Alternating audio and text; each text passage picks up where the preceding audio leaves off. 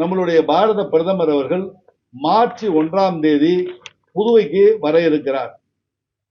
அரசு முறை பயணமாக வந்து ஏகப்பட்ட நல்ல நலத்திட்டங்களை இங்கே புதுவைக்கு கொடுக்க இருக்கிறார். நம்மளுடைய பாரத பிரதமர் உங்களுக்கு தெரியும், தமிழினுடைய தொன்மையை உலகெங்கும் பறைசாற்றி கொண்டிருக்கிற ஒரு அற்புதமான தலைவர் அவர். அதனால மக்கள் வந்து புதுவை, அதாவது தமிழக மக்கள் மேல எவ்வளவோ பற்று கொண்டவர் நம்மளுடைய பாரத பிரதமர். அதனுடைய அடிப்படையில் தான் சிபிஆர் அவர்களை கூட துணை பிரதமராக, துணை ஜனாதிபதி ஆக்கிய பெருமை நம்மளுடைய பாரத பிரதமருக்கு உண்டு. அது மட்டும் இல்ல, இப்ப மலேசியாவில் நடந்த மாநாட்டில் கூட சொன்னார், நான் தமிழகத்தின் மீது அக்கறை கொண்டவன் என்பதற்கு உதாரணமாக போட்டியிடவில்லை என்றாலும் கூட ஜெய்சங்கர் போன்ற ஒரு அருமையான திறமைசாலியை வெளி விவகாரத்துறை அமைச்சராக ஆக்கியிருக்கிறார்.